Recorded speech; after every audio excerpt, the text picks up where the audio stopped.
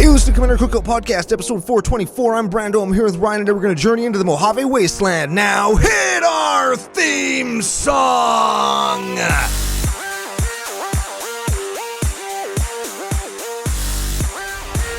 Hey, Ryan. We're back for yet another whirlwind adventure. How you doing? Oh, we're back. What is going down? Whole ton is going down. We're back with a very, very exciting deck. We got some stories to tell, some people to thank, some things to go over. But before we get to any of that super fun stuff, we have to thank our official business daddies, FusionGamingOnline.com. They are your source for all your gaming needs. And Pile of Bones Brewing Co. They are the official beer sponsor for Season 2 of CCO Sidewalk Slam on YouTube. New episode just dropped last Friday. Go check it out. Episode 3 is a good deal of fun, etc. Yeah, only like one bad misplay. And... Was it by me? No, Austin. Ha! Probably. What a guy, eh? Yeah. Probably so that his wife could win.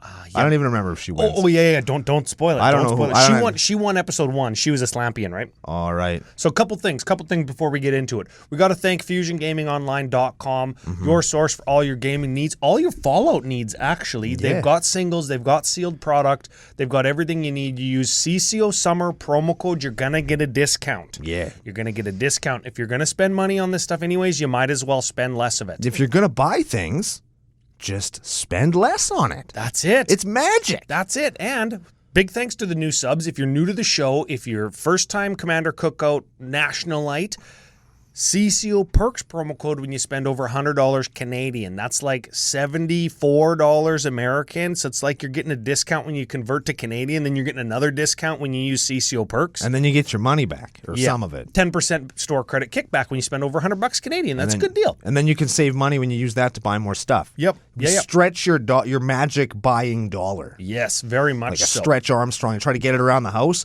We got so close to getting a Stretch Armstrong around the house one time.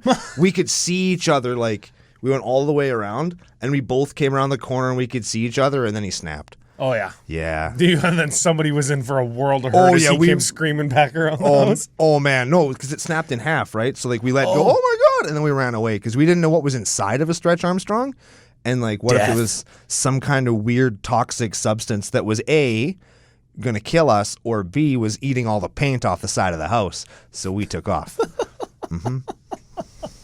So big thanks to Fusion, big thanks to Pile of Bones. Go watch Sidewalk Slam. Game 3 just dropped. It was fun. We got some comments like right off the bat. It's like, oh, turn 2 and already the trash talking starting. Uncle Brando says, I'm not even playing Stacks Tracks. Immediately drops a Hushbringer. Yeah, right. And then we proceed to forget the Hushbringer trigger like 100 times. And then we remember it. And it's like, oh, be a shame if that actually didn't happen. Oh, and then everybody's cards suck. So lots of fun. Go watch it. And you know what? That's our gameplay content. And we do that because it's a ton of fun for us. We think that a lot of people would like it. Yeah. Speaking of a ton of fun, we got a little bit of podcasting business. Oh, man. You said it was going to be fun. I know, but this is good stuff. This is good stuff. We got coming up on March 25. That's like the week after this show comes up. That's a Monday. Okay. That's the first episode of Commander History with Mac. Okay. And everybody's got to go and listen to it. It's going to be a new podcast. Uncle Brando's going to be on it. I'm making him actually get in touch with Mac so you can do some of it. Okay. Because Mac's got it all planned out, and all you need to do is be an old guy magic guy because you know more about Commander History than Mac does. Oh, yeah. I was there for most of it. Yeah, he was there when the Bible got written. Yeah. First edition, baby. That's the next Secret Lair, hey? Secret Lair, first edition, the Bible. The Bible, yeah. King James edition. It's written in Latin and shit. It was one of those like really big ones that's like 4 feet tall or whatever. Oh, yeah. It's like this thick, and the pages are like got gold on the edges. What are those things called? The Gutenberg Bibles. Oh, man. Big. Yeah. The goodies.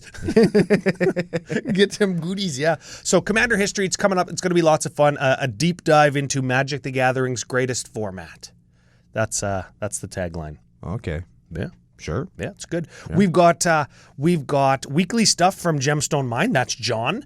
If you're into CEDH, if you're CEDH curious, I like to say, or John likes to say, you can watch that and actually learn. I'm not super CEDH curious, but I watch it and I come away, I think, a better Magic player.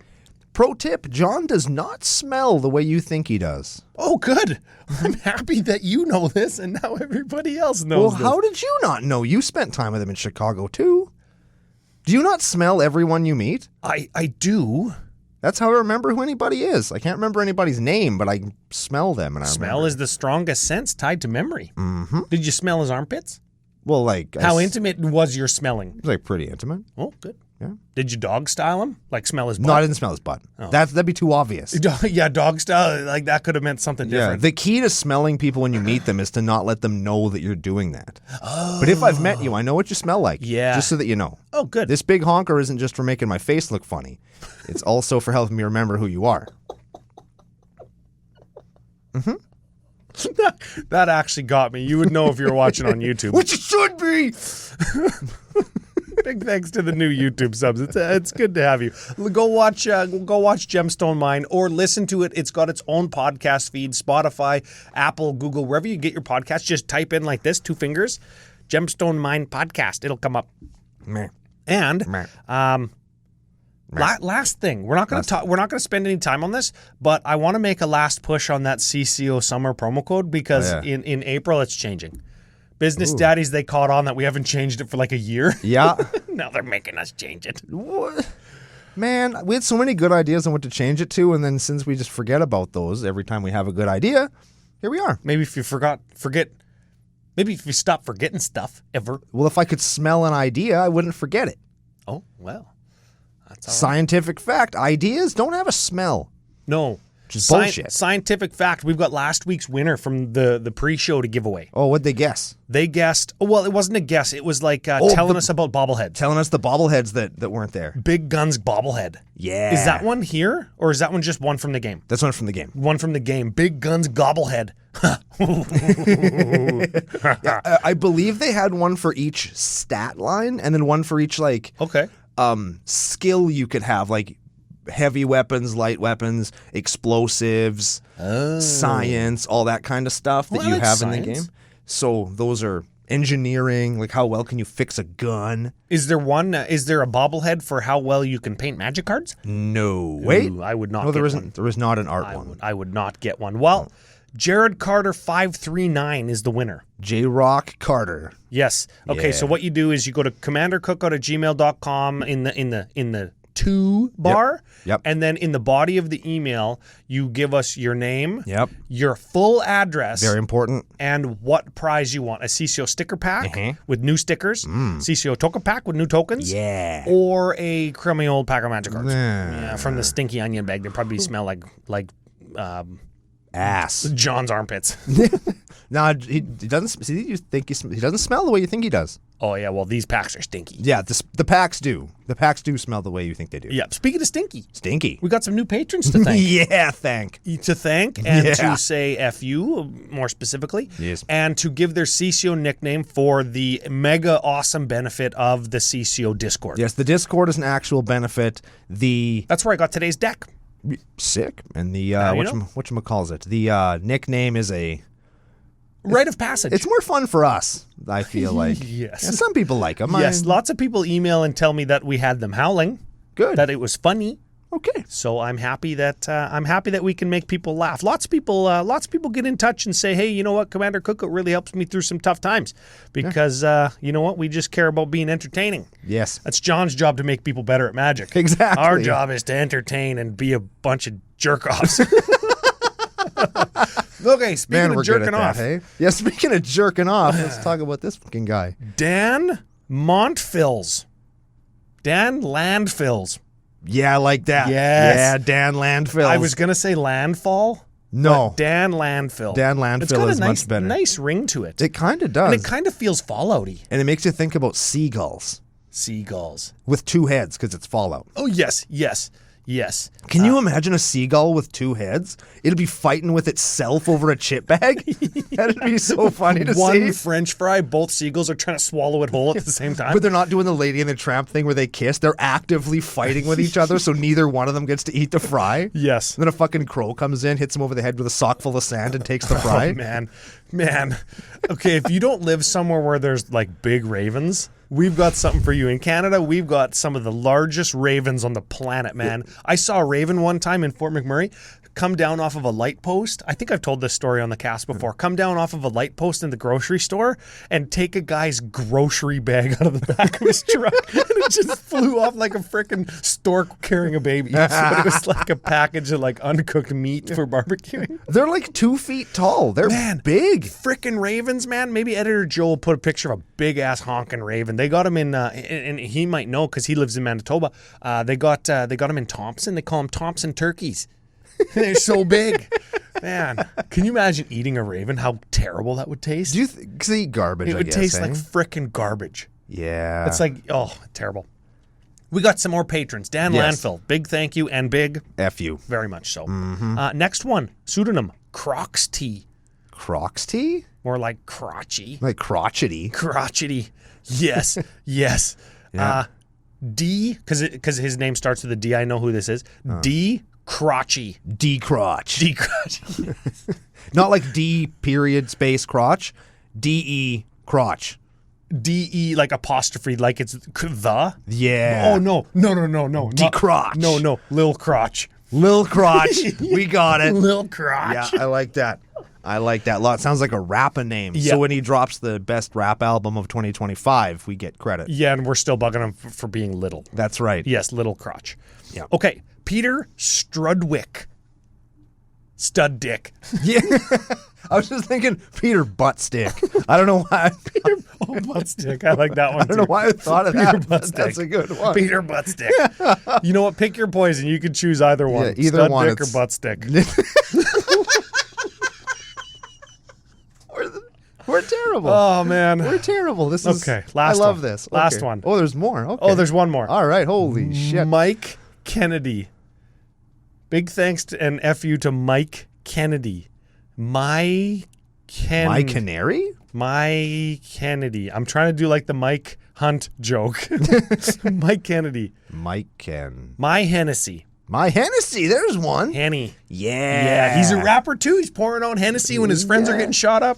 Is Hennessy expensive? Some Hennessy's are expensive. Is Hennessy a brand or is it a type of whiskey? Do we know that? I think Hennessy might be a brand. Ooh, brand name. Brand. Fancy. Yeah, but Mike wait, I guess brand name. I guess Big Bear is also a.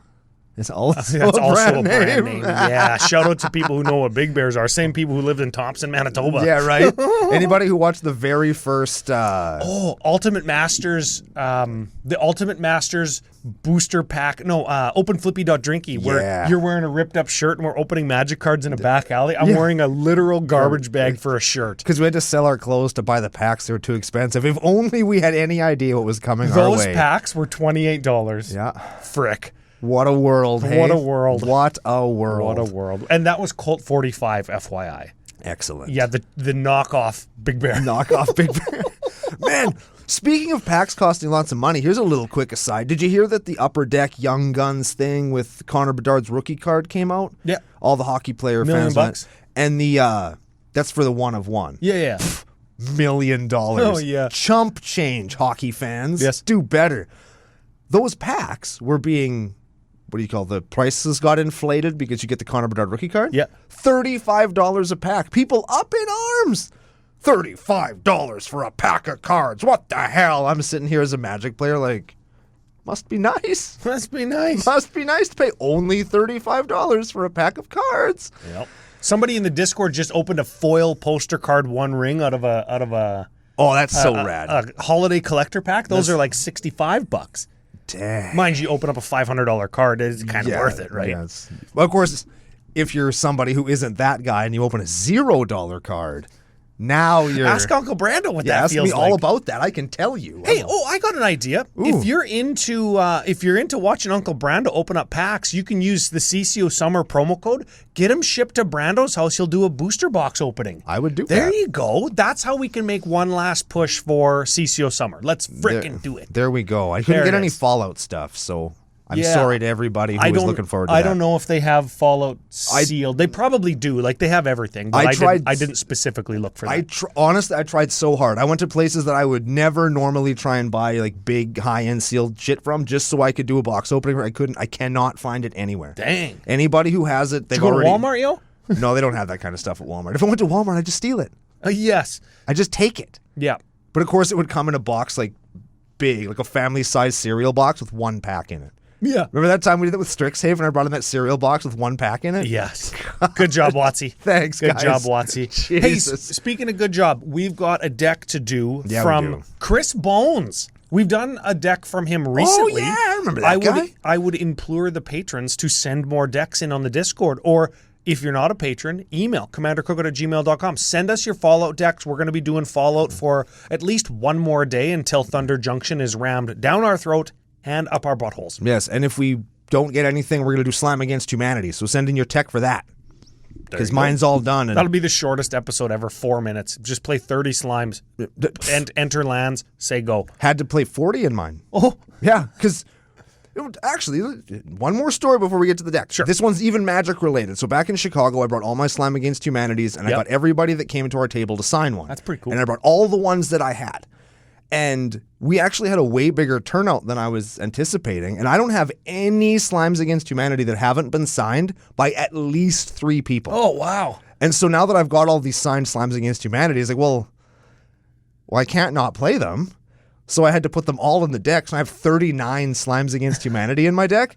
And so instead of cutting like fun stuff that works with Slime Against Humanity, I cut Sol Ring and Command Sphere. I cut all the boring shit out of the deck. This is why everybody who listens to Commander Cookout is bad at Magic. Yeah. He heard it first. Cut Soul Ring, put Slime Against Humanity. Yep. I want a YouTube short of me just saying that. Yep. It's a 9/9 Trampler for 3. That's pretty good. It's pretty good. It's not bad. Yeah, Tarmogoyf, eat your heart out. Yeah. $6 Tarmogoyf. Then cost less than a common. Costs less than Slime Against Humanity. That's my joke. Okay. Who are we doing today, Ryan? Chris Bones Jones. We're doing him. That's the deck builder, not the commander. The commander is Mr. House, president and CEO of New Vegas. Yes, sir. He is a Mardu commander, 0/4 human, although he's not a human. We're going to call him a human for all intents and purposes. He was a human at one point in the game. He's an AI. That's not irrelevant to this point. Whenever you roll a 4 or higher on a dice, create a 3/3 colorless robot artifact creature token. If you rolled 6 or higher, instead create that token and a treasure token. Then he has another line of text that reads, 4 tap. Roll a 6-sided die plus an additional 6-sided die for each mana from treasures spent to activate this ability. Ooh. And the dice don't do anything, but you have a chance to make... I keep wanting to call them clowns, and I know that they're not clowns. Yeah, you're thinking about Clown Car. I sure am. And making robots. Yes. Right? Those two things are inextricably linked in your mind. Correct. So his second ability doesn't actually do anything, but if you sacrifice 4 treasures, you could potentially roll 5 die, and you could get a 4 or higher on all 5 of them. Probably you won't. Probably on 3 of them you will. Yeah. Or 4 of them if you're rolling 5. And you could maybe make 12 power worth of guys for 4 mana. That's pretty good. That's pretty good. You just kind of do that at the end of an opponent's turn, and... Yes. You know, it's pretty good. Yes, that's pretty good. So we're doing die rolling, but we're also doing attraction going. Oh, I hate that. Son of a gun. Yeah, man. Die rolling, attraction going. Now, before you turn the show off because you fucking hate attractions, hear us out, because attractions are only one part of the deck, and we've got some stuff, specifically Brando has a bunch of stuff to say about playing with and or against attractions that will maybe help you navigate the dirtle when your opponent is doing it across the table from you. And there's a bunch of that shit. Okay, so let's bang out a bunch of stuff real quick, like the common stuff, like the ramp, but even when we're doing something weird like die rolling and attraction going, some of the ramp is going to be a little bit kooky. Because we want to roll dice. So hit us up with the regular ones, and then we'll go back to the kooky ones. Okay, the regular ones are Arcane Signet, Smothering Tithe, Sol Ring, and Sword of the Enema. That's Animist for those of us that aren't paying attention. Yes. We also have a Vexing Puzzle Box, which is a 3-drop mana rock, taps for a mana of any color, and you roll a d20. So chances of getting a 4 there are Very high. Very high. Chance of getting a 6 or higher, also very high. Okay. So, whenever you roll a dice, you put the resulting number of counters on Vexing Puzzle Box. Okay. Then when it has 100 counters on it, you can tap it and remove 100 counters to tutor for an artifact, put it into play. Whenever you roll any die, that happens. Yes. So if I roll like let's say I roll a 15. Yes. Sure. I'm going to put 15 counters on that, and I'm going to make a 4/4. Correct. A 3/3. Yes. And a treasure. And a treasure? And get a mana. Because your commander makes a treasure if you roll a 15. Yeah. So you make a robot and a treasure from your commander. Then you get the mana that you were going to tap for anyway. Yes. And it gets you closer to tutoring for another artifact if that's something that you want to do. Oh, man. So and then we also have, if you hate money but love treasures, we also have an Ancient Copper Dragon, which is a 6/5 flyer for 6. When it hits you, you roll a d20, you get the result in treasures. Oh, man. Holy crap. The chances of getting a 4 and a 6 there and a ton of treasures, very high. Very, very high. Very high. I hate money and love Ancient Copper Dragon and treasure. I love that a 6-drop is a ramp card. I don't know about I love that. I don't know about that, but we've got a Strength bobblehead and a Luck bobblehead. Oh, yeah, I Those forgot about both them. tap for mana of any color, and then they put +1 counters, or what's the Luck bobblehead do? It lets you roll dice. You Yes. roll a dice for each thing, and if you get a bunch of 6s, you win the game. And you get a treasure token for each even number you roll, I believe. Yes. Yeah. Yeah, so those are 3-drop mana rocks. We love those here because they're always doing other interesting things over and above just providing you mana. Plus, they involve rolling dice. Yes, I believe we're playing all 7 bobbleheads. I believe we are. Okay, well, we've got 2 so far in the ramp section. Let's quickly go to, what are we doing next? Let's do card advantage. Card advantage or interaction protection. We've got all the categories covered, and we'll see interesting stuff in each category. Let's do card advantage. Sure. It has the fewest weird dice roll that you're going to have to take time to figure them out. Sure. And tanks. You have Wedding Ring. That's a 4-drop that when Wedding Ring enters the battlefield, you choose an opponent, right? Yep. And they create a copy of Wedding Ring, so you both have one. Yep. And then whenever an opponent who controls an artifact named Wedding Ring draws a card, we draw a card. During their turn. Yes. Whenever an opponent who controls an artifact named Wedding Ring gains life, during their turn, we gain that much life too. Neat. So we draw when they draw. Yes. Yeah. Now this is a card that I can vouch for this. I've resolved this card twice, and this card's good. It has cracked games wide open for me. Trouble in Pairs. Give it a read. Unbelievable. It's enchantment for white 2. If an opponent would begin an extra turn, they don't. Oh, I heard you playing this the other day. Awesome. Whenever an opponent attacks you with 2 or more creatures, or draws their second card each turn, or casts their second spell each turn, we draw a card. That's good. So that's 3 opportunities to draw a card on each and every opponent's turn. Doesn't trigger once per turn. Correct. Oof. That card is going to draw you some cards. Yes. Yeah. It's really good. Yep. Skull Clamp. Yep. Creature dies, draw a card, charge cards. We have the Perception and Intelligence bobbleheads. So they care about bobbleheading and look at the top X is perception. X is equal to bobbleheads. One of them scries, one of them draws cards. And intelligence draws cards where X is the number of bobbleheads you control. Gix Yawgmoth Praetor. Whenever a creature deals combat damage to one of your opponents, that creature's controller may pay 1 life if they do draw a card. Take some of the heat off yourself and draw you some cards. Yes. Remember, that works for everybody, but we're going to have a lot of 3/3 robots running around that are going to be dealing damage to our opponents. We've got a little bit of life gain in the deck to pay back into Gix to draw extra cards, so it's going to be good. And then it's also got black 4, discard X cards, exile the top X cards of target opponent's library. You can play them for free. Yeah, I don't think we're going to be doing that, but it's kind of fun sometimes. Yes. And the last card in the section is Brina the Demagoog. The Demagoog. This is a 1/3 bird warlock for black, white, 1 flyer. Whenever a player attacks 1 or more opponents, if that opponent has more life than another of your opponents, the attacking player draws a card and puts 2 +1/+1 counters on a creature you control. We put 2 counters on a creature we control. Oh, sure. They eat shit. Don't care. Yeah. We are going to attack players that that we can get. And then we're going to draw cards off of that. Correct. Yeah. Yes. Shall we? Let's flip over to cards. Yep. We're going to talk about interaction and rolling dice and opening attractions, maybe some attractions. Holy shit, this is going to be a big one. There we go. Let's do it.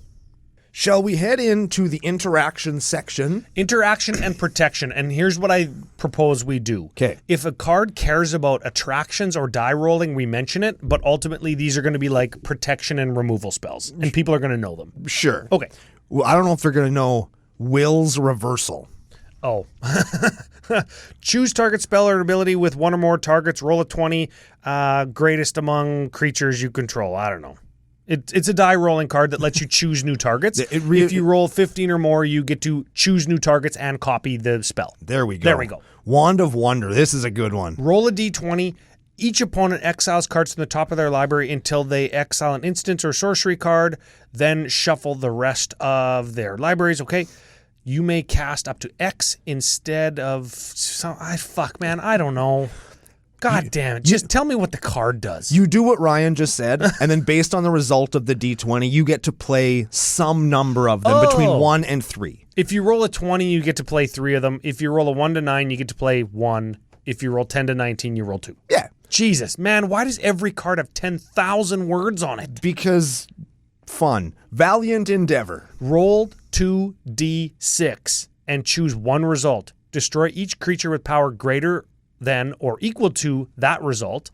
Then get a 2/2 white knight creature token with Vig equal to the other result. I like the red one that's this a little better. It costs 7. Deals damage, doesn't it? Deals damage equal to the result of a D12. Ooh. And makes you treasures equal to the amount of a D12. Doesn't it cost like 8 mana though? 7. 7. So this it's one costs 6. So it's 1 more and could possibly net you mana and still kill everything. I suppose. We got swords and path in the deck. Yep. And it should be noted that we are playing all the Fallout art. Nice touch. I like that. Nice yes. touch. I do that with my Lord of the Rings decks. I make sure to play as many of the Lord of the Rings arts as I can. I appreciate that as well. 6-sided die. It's 6-sided die like death. Yes. Yes, clever pun. This is an instant for black 2 from Unfinity. Our first Unfinity card probably ever. No, we've probably played Saw in Half. Clown Car. And Clown Car, yeah. Okay, so choose target creature. Roll a 6-sided die. 1, it has base toughness 1 until end of turn. 2, put 2 -1/-1 counters on it. 3, 6-sided die deals 3 damage to it, and you gain 3 life. 4, it gets -4. 5, destroy it. 6, exile it. Excellent. Exile it. Mirkul's Edict. Roll a d20. This is sorcery. 1 to 9, choose an opponent. That opponent sacrifices a creature. 10 to 19, each opponent sacks a creature. 20, each opponent sacrifices a creature with the greatest power among creatures they control. The point is we're going to make a guy and kill a guy. So this is like a 2-for-1. Sacking dudes. And we might get a mana back on layaway via that treasure if we roll greater than a 6. And when you're rolling a D20, you'll probably roll more than a 6 unless you're me. Yes. Contraband Livestock. Instant for 2. Exile a creature, then roll a d20. That's already good. Yeah, because we're probably going to pay 1 for this because we'll roll greater than 6, and we'll get a 3/3, so it's a 2-for-1. Yes. For 1. On a 1 to 9, we get another guy, a 4/4 Ox creature. They get the guy. Oh, okay, this card got worse. Yes, it's essentially a Beast Within, where the lower you roll, the better the creature they get Oh, is. a 10 to 19, which is what we want. They get a 2/2. Yeah. So it becomes like that blue one that manifests the top. Sure. Or a Swan Song, kind of. Yep. Because we're going to get a mana back on that 10 to 19. It's going to cost 1 like Swan Song. Or on a 20, they get a 0/1 goat. So they basically get nothing. Yes. They get a whole pile of shit. Okay, things that we use to protect ourselves. Okay, Swiftfoot Boots, Lightning Greaves, Kazul, Tyrant of the Cliffs. Whenever they attack us, we get a 3/3. Yes. Ghostly Prison, they have to pay to attack us. Clever Concealment is Convoke, so our creatures can tap to help us pay for this. Any number of target non-land permies you control phase out. So you can block all their dudes and phase them out. You like that card? I don't mind it. I like block, then tap, then phase out. Yes. Because then it's free. Yeah. You have to remember, Convoke spells, you have to look at them as free, or you have to look at them as this spell costs 4. Yes. The worst and the best case scenarios. And if anywhere in between you're just fine with, but you're also fine with worst case scenario, this card becomes really freaking good if it's like best case scenario, right? Yeah. Block, tap, all my guys live. Yes. Yeah, it's pretty good. And then we have the Endurance and Agility bobblehead. They tap for mana, and one of them makes your dudes bigger in the front and get indestructible, and the other one, I think, gives it haste. Haste until end of turn and can't be blocked except by creatures with haste, where X is the number of bobbleheads you control. Yeah. X target creatures get that. That's pretty good. That makes them unblockable because, let's face it, not very many creatures are just kicking around that have haste. That's unless you're playing against goblins. I suppose, yeah. Okay. So what else do we got We here? got one Planeswalker, Comet Stellar Pup. God fucking damn it. I hate this card. Okay, it's got a 0 ability that says roll... what does that say? Roll a d6. Roll a d6. Okay. And then 1 or 2, you get a squirrel with haste, and then with 3, it gets like +1, and you return a card with mana value 2 or less from your graveyard to your hand. 4 or 5, I think it -1s, and you can return a card with... What the hell does it do then? And that text is so small. It deals damage equal to its loyalty to something, and then it goes up. And then for 6, I think it goes up, and you can activate it again. This is a card that says roll a d6 on it. Yes. So we're banking on getting guys with this, right? Yes. And it's pseudo theme park adjacent Unfinity, like it fits thematically, Just right? play Reckless Endeavor instead. Get this crap out of here. You know what's kind of funny is on the Unfinity cards that care about dice rolling, it says roll a 6-sided die. Right. And on the D&D cards, it would say roll a d6. Yes. That's kind of cool, hey? Yes. I like the D&D way of doing it much better. Yes, in like the shtick is like a D&D player would know what a D6 is. Yes. Somebody who just plays Magic or is getting into the game because Comet Stellar Pup looks like a funny Magic card, teehee. They're not going to know what a D6 is. They're going to know what a 6-sided die is, though, right? I suppose. Tokens, how are we making them? Tokens, we're going to make them with Pitiless Plunderer. Creature dies, get a treasure. Mondrak Glory Dominus. Triple your tokens. Delina Wild Mage. When she attacks, you roll a D20. Yes. On a 1 to 14, you make a copy of her. Yes. On a 15 to 20, you make 2 copies of her. Tapped an attacking token that's a copy of target creature, and it's not legendary. So you can copy her with it, or you can copy other legendary dudes with it. Like an ancient copper dragon? Yes. Oh, that's pretty good. They're then tapped and attacking. Correct. Yeah, well, do we get the attack trigger then? On her or on the dragon? On the dragon.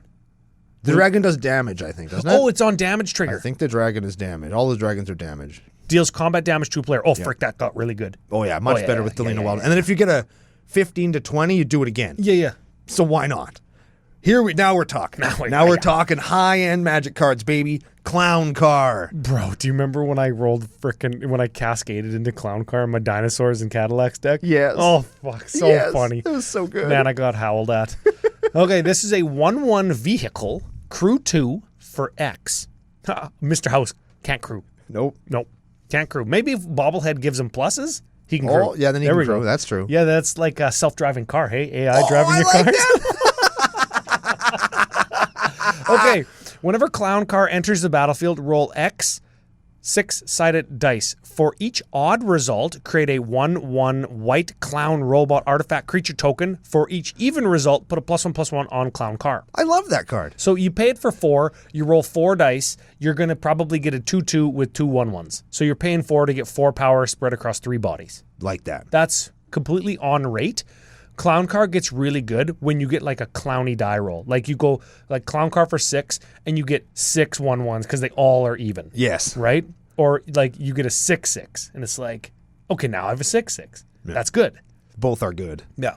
Circuits Act. Oh, I see what you did there. It's a circus act. Yeah, because they're robots. Yeah. Yes.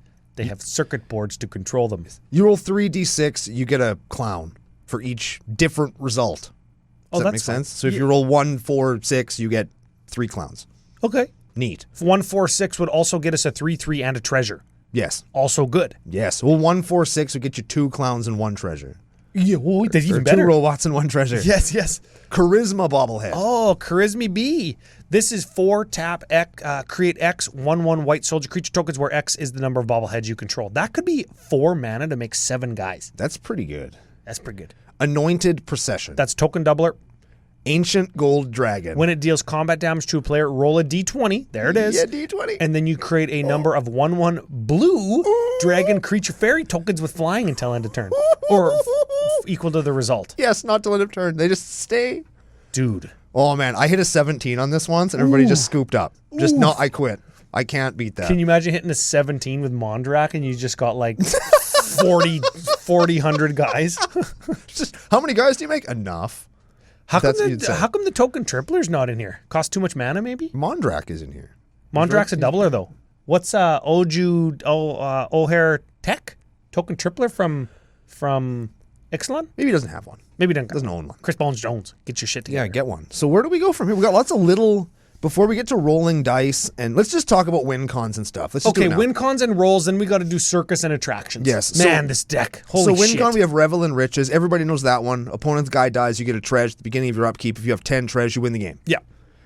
Divine Visitation. It makes all your guys can be 4/4 angel vigilant flyer guys. Yes, so instead of making 3/3 robots, you make 4/4 flying vigilance angels. Or 1/1 fairies or fairy- treasure tokens. No, now they're 4/4s and they're going to come and... Well, it's creature tokens, not treasure tokens. Okay, well, these are still going to stomp your dink into the dirt. Your clown car is going to make a lot more power than it would have normally Oh, with Divine man. Visitation. Clown core, horsepower. I see what you did there. Yeah. And then we have the derby in the roller derby.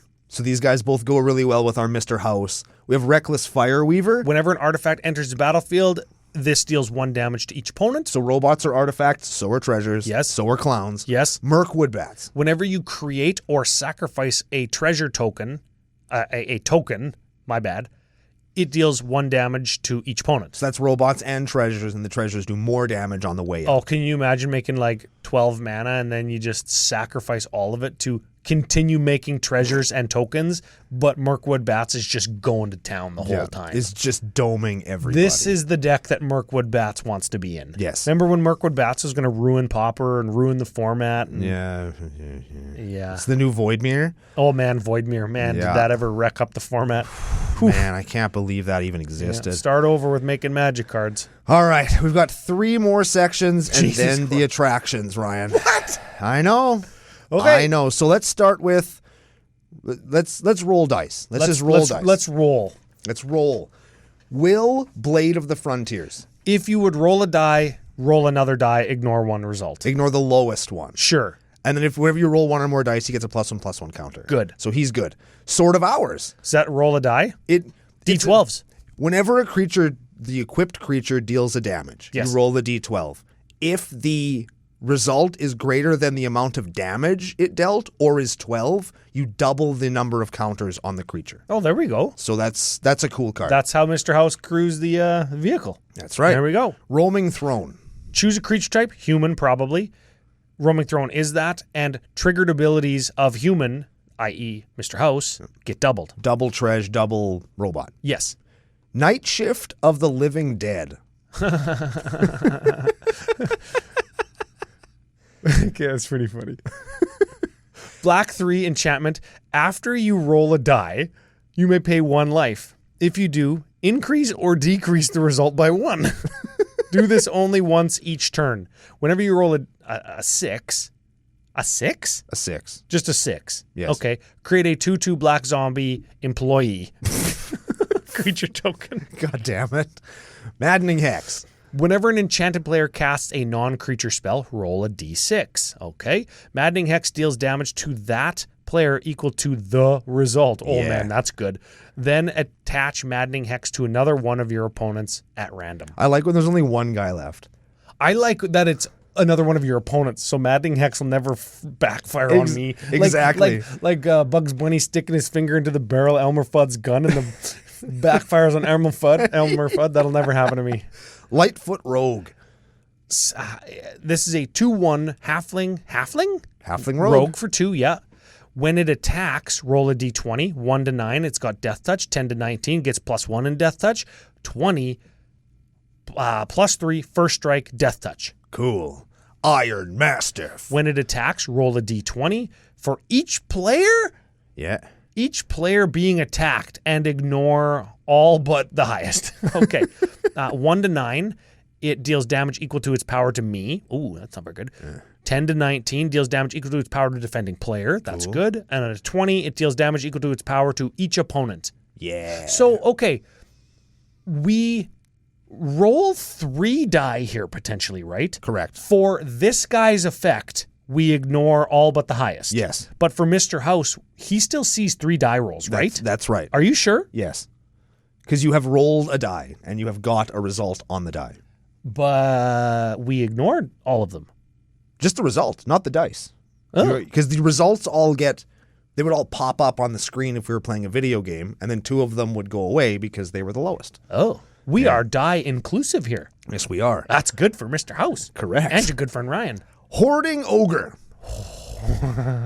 When it attacks, you roll a d20, create some number of treasure tokens. That's good. That's what she does.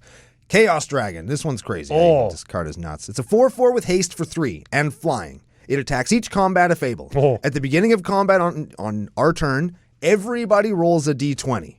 If one or more opponents had the highest result, he can't attack them. So if we have the highest result, we can attack anybody.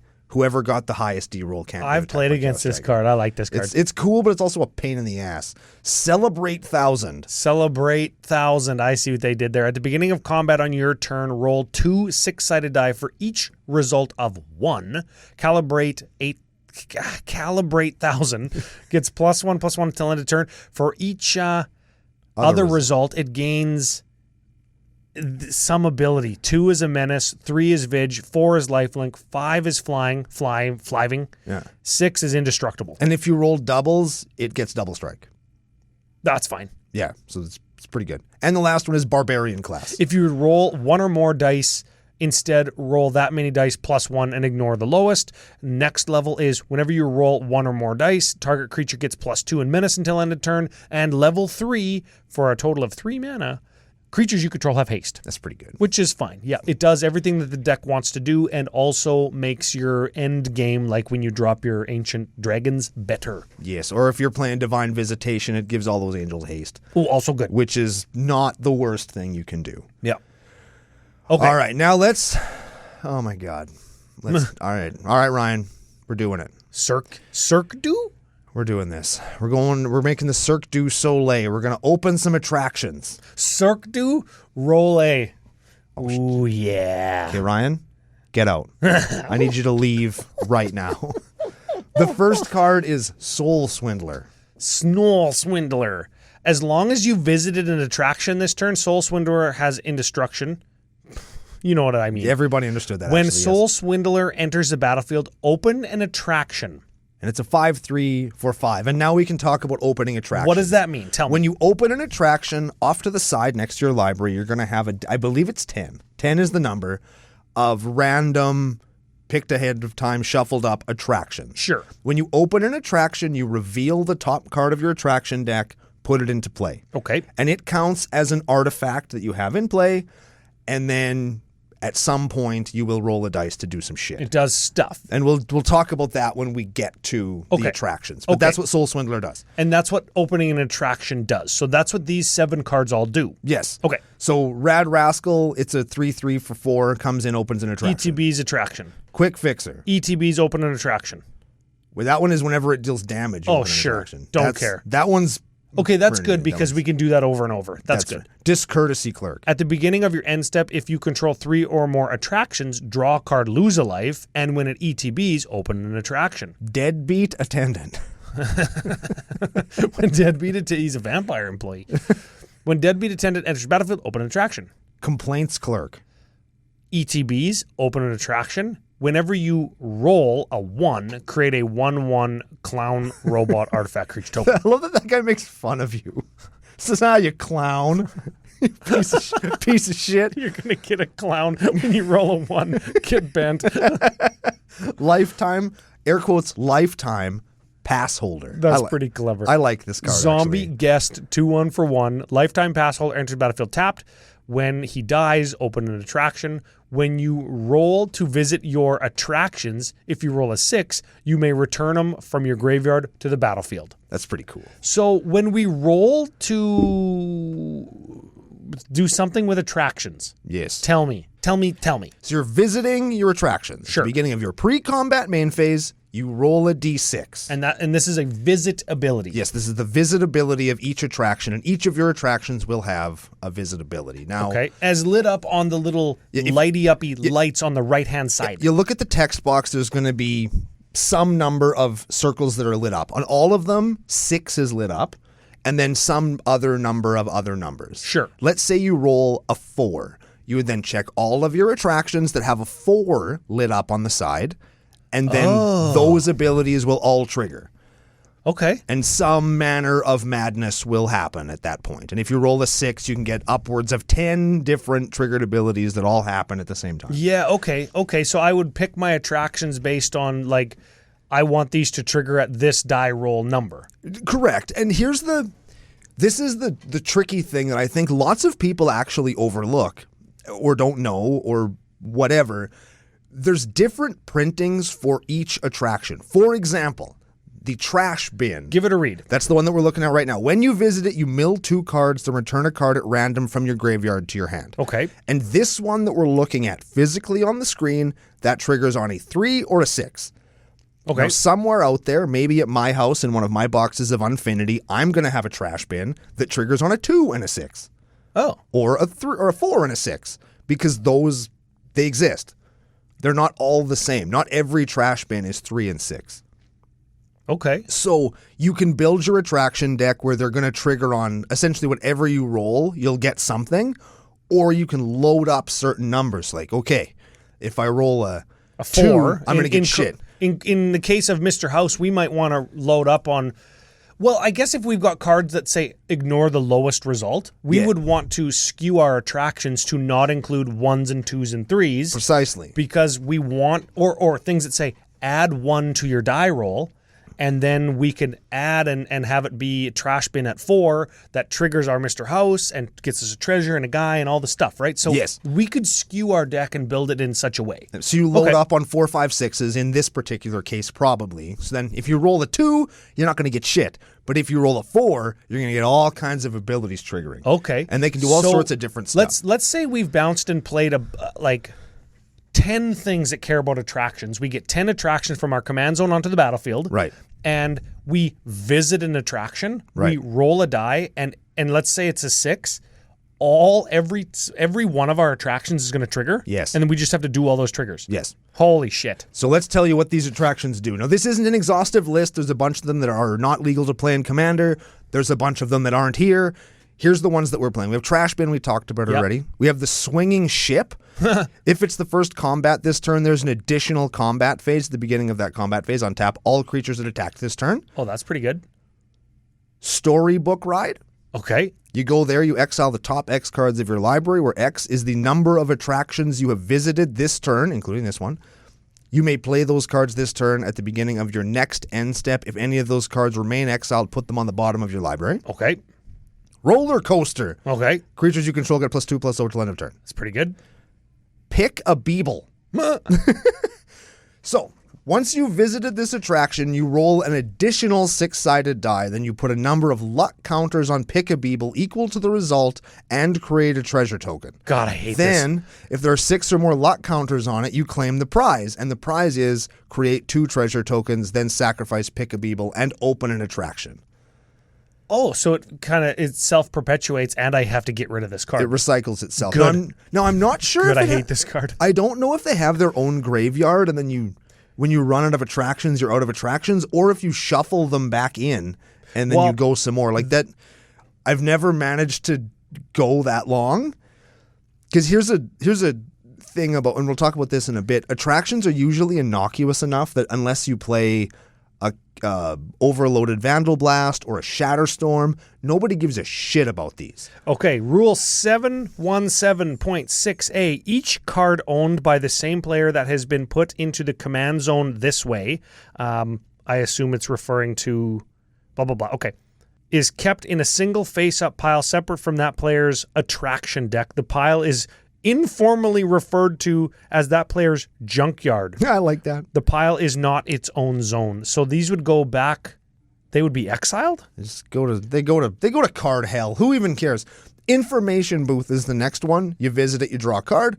Hall of Mirrors. When you visit it, you choose target creature you control. Each other creature you control becomes a copy of that creature until end of turn, except it isn't legendary if the chosen creature is legendary. Oh, Ancient Bronze Dragon. Yes. Yes. Correct.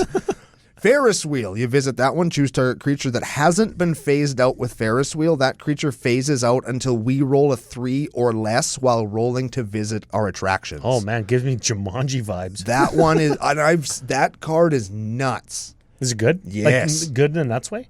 Nuts in a good way? Yes. Well, we have a card in here that basically makes it so you never roll a 3. So every time you visit it, you exile a creature forever. That's pretty good. Period. Bounce Chamber. Return a creature you don't control with the lowest toughness among creatures you don't control to its owner's hand. Okay. So you bounce a thing. And the last one is Balloon Stand. When you visit, you choose one. You make a 1/1 red balloon creature token with flying, or you can sack a balloon and target creature gains flying until end of turn. Jesus Christ. Now, my complaint, having played against an attractions deck, is get an attraction and then have to do the thing, or roll the die and then have to do all of the things, all the things, all the things, all the things.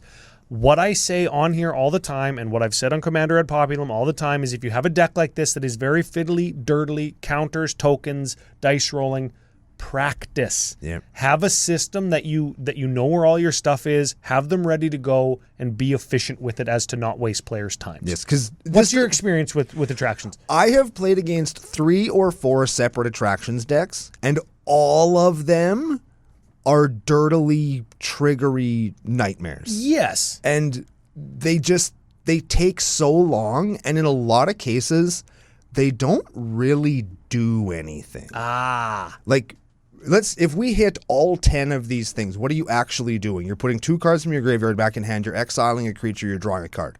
Yes. That's it. Maybe attacking, maybe giving your guys a buff. Like maybe you'll attack more than once, but like for the most part, you're not really doing anything, but you got to roll the dice, you got to check all your attractions, you got to apply the things, you got to pick targets. Well, you know what? Right? I think more than that is very rarely in games are you going to have all 10 of them. Yes. Because if I can get all 10 of them and then get a couple combats off, like bang, bang, probably the game's going to end within a turn or so. Like this one is trickier because it doesn't make attractions as often as an attraction deck does. Yes. Like if there was some bounce in here, like if we didn't lean into the bobbleheads, for example. Yes. And we put like flicker effects in.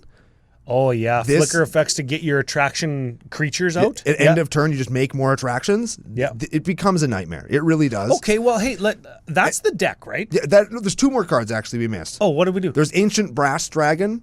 That's the 7/6 for 7 flying dragon. When it attacks, you roll a d20. Then you can return any number of creatures with total mana value X or less from graveyards into play under your control. That's pretty good. That's very good. And one of my personal favorite cards, I've discarded my hand to this many times, the Deck of Many Things. Ooh, So give it a read. You roll the d20, then you subtract the number of cards from your hand From the result. From the result. Then, if the result is less than 0, you discard your hand. If the result is 1 to 9, you return a card at random from your graveyard to your hand. 10 to 19, you draw 2 cards. 20, and this is cool. You put a creature card from any graveyard into play under your control.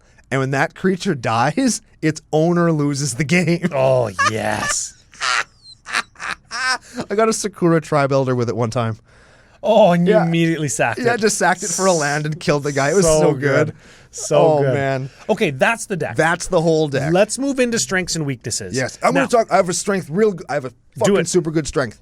Because I have played 2 different dice rolling decks. Yes. Norrin the Wary had a dice theme for a while, and I still have my Dice Dragons Treasures deck. And you've played against attraction decks aplenty. Yes. I've never played attractions myself, but I had played dice rolling. Dice rolling, people like. In my experience. I think those games of chance incorporated into the Magic rule set are actually very fun. I think people do enjoy them. Like when you play your 7 mana, maybe it's a sweeper for all the creatures. Or maybe it's not. Oh, dude. It's like, okay, I pay 7 mana. Okay, what do you do? I'm going to roll 2 d12s and then we'll see what I do. And you roll like a 3 and a 1. It's like, well, Shit. 3 doesn't kill anything except for my guys. So I'll make 3 treasures and deal 1 to everything for 7 mana. That's fun. I'm going to build on this. I'm going to build on this with you can throw strategy out the window. Yeah. And that could be a strength. It's fun. Right? Like it's non-discriminate. It's die rolling, coin flipping, cascading. All of these are the same game of chance. Yes. Within the Magic rule set. And it's like, hey, I put the card on my deck, but other than that, I didn't pick the target. The dice did, or the cascade did, right? And you can't like with cascade you can load your deck to do certain things. Yeah. Where with dice roll, you can't. You can't make this just You're work right. all the time. You could go 100% of a game and not make a single robot.